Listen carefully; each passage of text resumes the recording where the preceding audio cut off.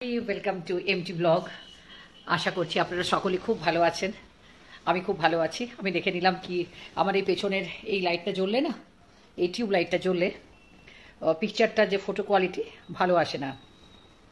তো আজকে আবার আমি এসে গেলাম এমটি ব্লগ নিয়ে আপনাদের সকলের সামনে। আর আমি রিসেন্টলি যে দুটো ব্লগ অ্যাকচুয়ালি সোসাইটিতে যেরকম চলছে তার সাথে তাল রেখে সিজনাল যে টপিক আর কি বলতে গেলে, তো মহিলারা পরকীয়া কেন করে আর পরকীয়াতে শারীরিক সম্বন্ধের শেষে কি হয়, এই দুটো টপিকের ওপর আমি বোঝাবার চেষ্টা করেছি, একটা বার্তা দেবার চেষ্টা করেছি সমাজকে কি কি পরিণতি পরকীয়ার। এবার আজকে যে টপিকটা নিয়ে আমি কথা বলবো সেটা হচ্ছে ভালোবাসা। ভালোবাসা কি করে বুঝবেন যে ভালোবাসাটা এটা সত্যিকারের ভালোবাসা? কেননা অনেক সময় মোহকে আমরা ভালোবাসা ধরে নিই। আমরা সামনের জন খুব ভালো একটা মিষ্টি ব্যবহার নিয়ে আপনার কাছে অ্যাপ্রোচ করলো আর আপনি তাতে প্রভাবিত হয়ে গেলেন, সেটাকে আমরা তাকে ভালো লাগতে লাগলো, সেটাকে আমরা ভালোবাসা ভেবে নিই। আমি কিন্তু আমার ব্লগটা বিবাহিত পুরুষ বিবাহিত মহিলাদের জন্য, একেবারেই আনম্যারিড বয়েজ গার্লস বা আনম্যারিড ইউথদের জন্য নয়। তাদের দুনিয়াটা পুরো আলাদা, তাদের ওয়ার্ল্ড একদম ডিফারেন্ট, আর বিবাহিতদের আলাদা। আর যত রকম সমস্যা এখন আসছে দেখা যাচ্ছে সমাজে, সেটা কিন্তু বিবাহর পরে। পরকীয়াটাও তো বিবাহর পরেই, আর সংসারে তার যে করুণ পরিণতি সেটাও বিবাহিত একটা সংসারে আর কি ফ্যামিলিতে হচ্ছে। তো সেই জন্য আমার এই ব্লগটা বিবাহিতদের জন্য আপাতত, পরে প্রয়োজন অনুযায়ী সেটা তখন তাদের নিয়ে কথা বলা হবে।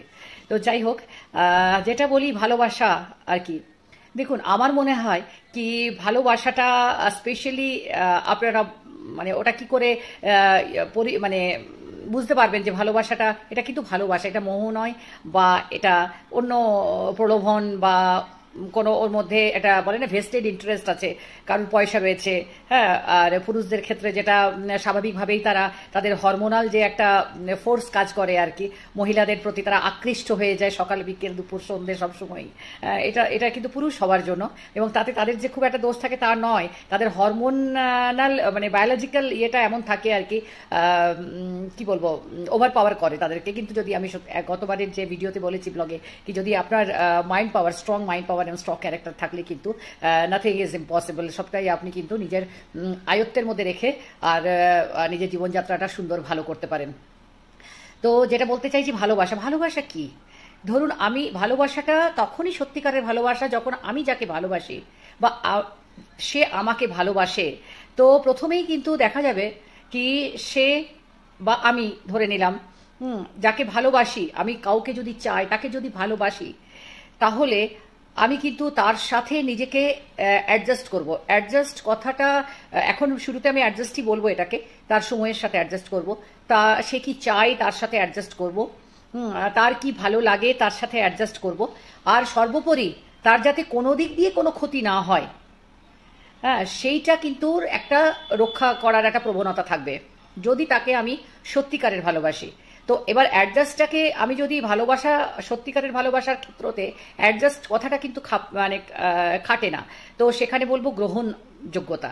তো গ্রহণ করা, তার ভালোটাকে, তার খারাপটাকে, তার জীবনশৈলীটাকে, তার মধ্যে যা যা আছে সেটাকে অ্যাকসেপ্ট করা। আর আমার তরফ থেকে ভালোবাসা হলে সমর্পণ বলবো। তো সেইটা যখন তার ওটাকে অ্যাকসেপ্ট করা মানেই হচ্ছে আমি আমাকে সমর্পণ করছি।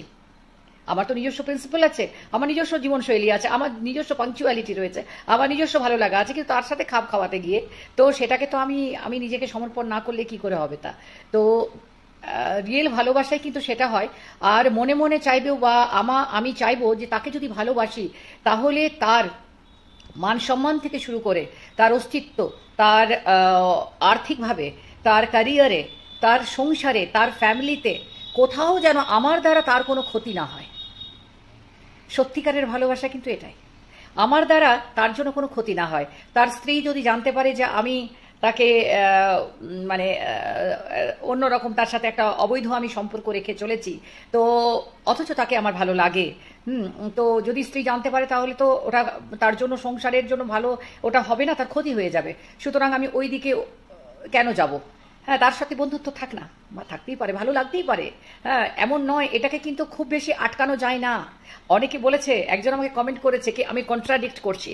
কন্ট্রাডিক্ট আমি করছি না, কিন্তু সিচুয়েশন করছে, বাইরের জগৎটা করছে কন্ট্রাডিক্ট, পরিস্থিতিটা কন্ট্রাডিক্ট করছে, সেই জন্য আমাকে কন্ট্রাডিক্ট হয়ে কথাগুলো বলতে হচ্ছে। এটা কিন্তু ভীষণ মানে আমি বলবো যে এটা ভীষণ আপেক্ষিক। মানে আমি ধরুন একদম স্ট্রিক্টলি তো এমন নয় যে হ্যাঁ ভাই ওকে আমার ভালো লাগছে আমি চোখ গান্ধারির মতো চোখ বেঁধে নেবো, সেটা তো সম্ভব নয়।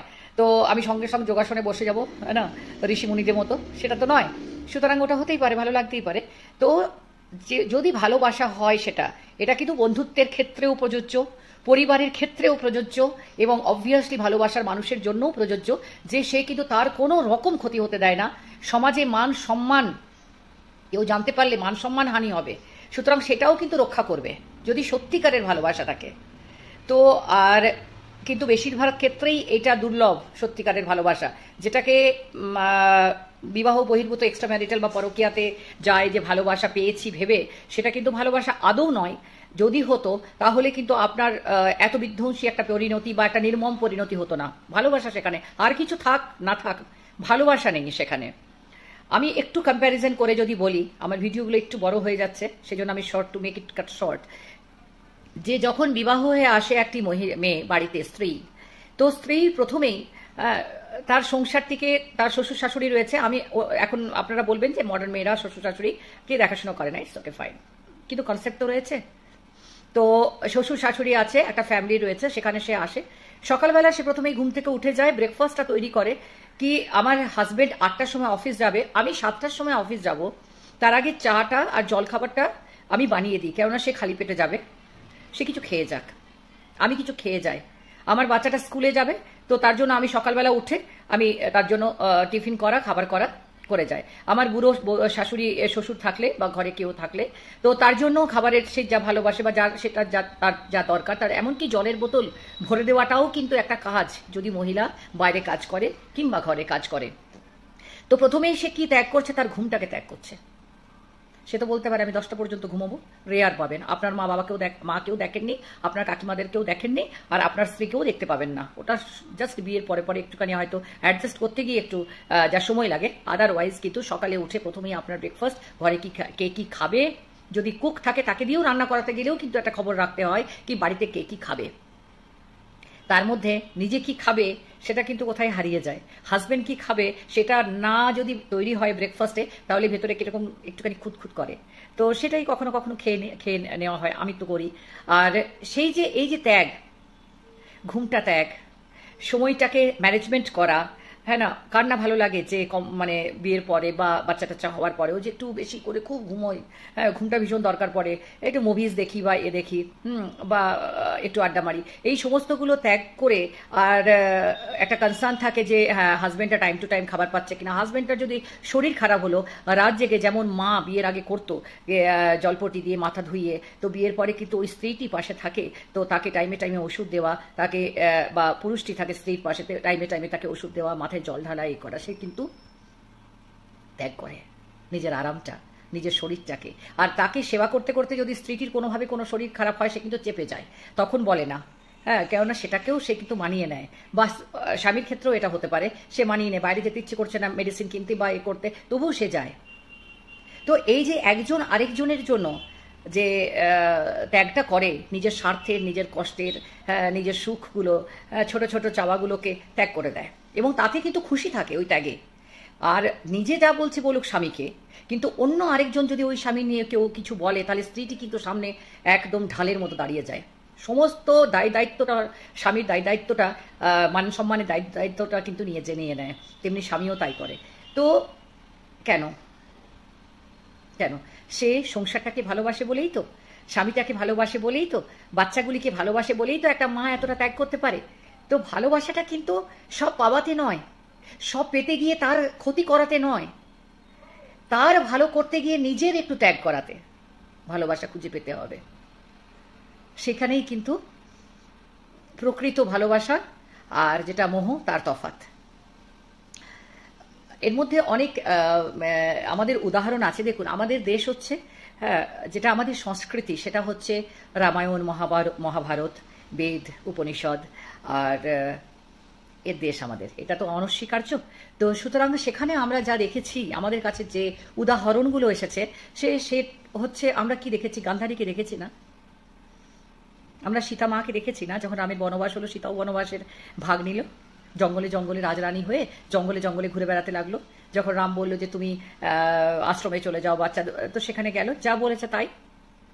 তো এইটাই কিন্তু আমাদের প্রকৃত আমাদের সংস্কৃতি।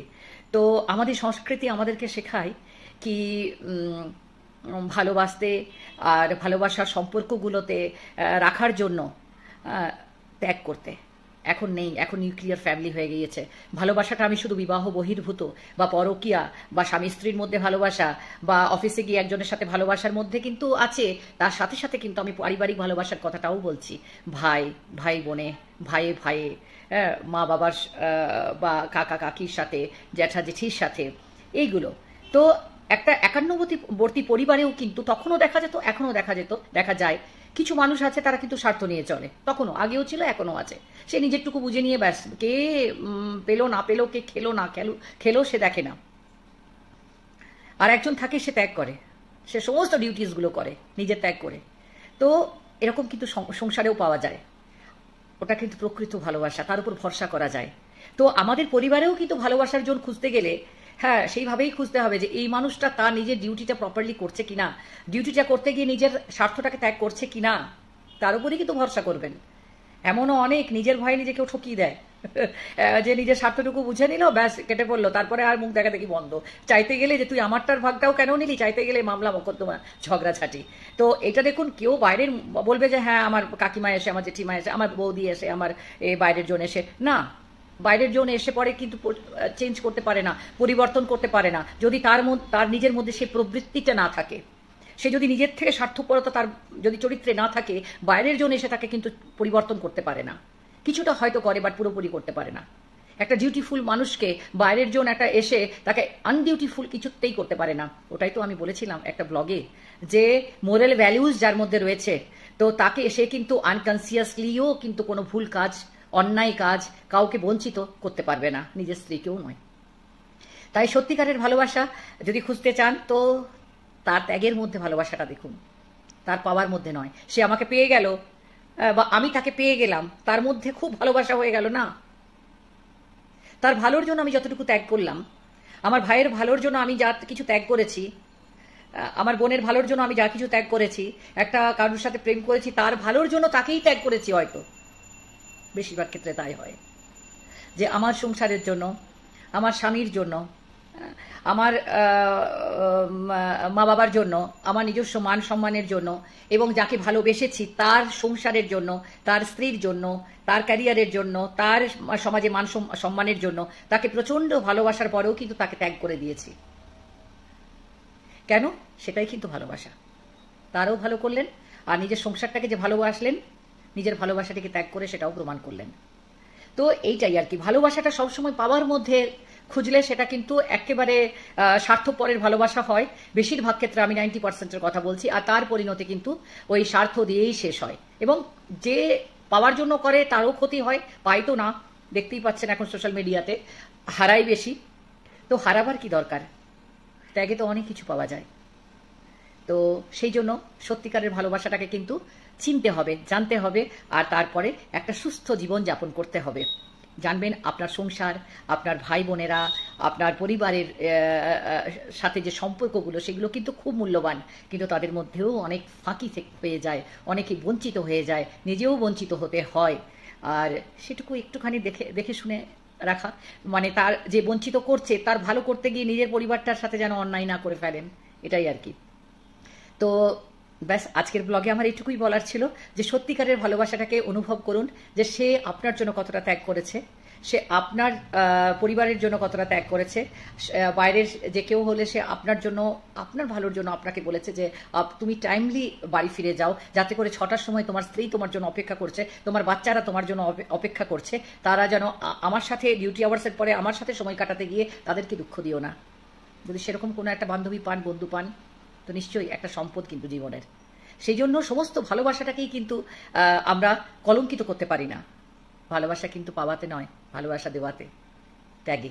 আমাদের সংস্কৃতি কিন্তু ত্যাগের সংস্কৃতি। যে দশরথের কথাই কিন্তু বাবার কথাই ছেলে 14 বছরের বনবাসে গিয়েছিল, আমরা কিন্তু সেই সংস্কৃতিকে কিন্তু আমরা বিলং করি।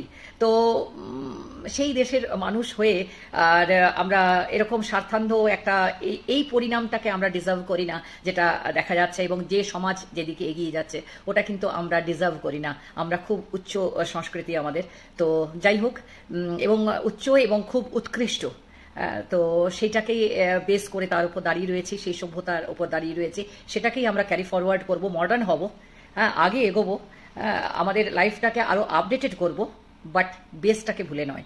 তো সেই জন্য আসুন আমরা একটা এই ব্লগের মধ্যে দিয়ে আমরা আলাপচারিতার মধ্যে দিয়ে নিজের মতামত, নিজের দৃষ্টিভঙ্গি বিনিময় করে যদি কিছুটা ঠিক করা যায় আর কি, তো তার প্রচেষ্টা করি। আর আপনাদের মতামত একদম দেবেন, আর কোন টপিকের উপর বলা যায়, ডিসকাস করা যায়, মতামত দেওয়া যায়, সেটা প্লিজ আপনারা সাজেস্ট করবেন আমাকে, তাহলে আমার পক্ষেও খুব সুবিধা হয়। তাছাড়াও আমার কাছে প্রচুর কন্টেন্ট আছে যেটার উপর আমি অনেক কথা বলতে পারি এবং বলবো ভবিষ্যতে। তবু আপনারা আপনাদের যেটা শুনতে ইচ্ছে করে আপনারা সাজেস্ট করবেন, আপনাদের মতামত প্রকাশ করবেন, আর প্রচুর প্রচুর কমেন্ট করছেন অলরেডি। লাইক করতে ভুলবেন না, শেয়ার করবেন আমার চ্যানেলটাকে, যদি আপনাদের ভালো লাগে এমটি ব্লগকে আপনারা সাবস্ক্রাইব করবেন। তাহলে আজকের মতো চলি, বাই বাই, টাটা, খুব ভালো থাকবেন, ঈশ্বর মঙ্গল করুন।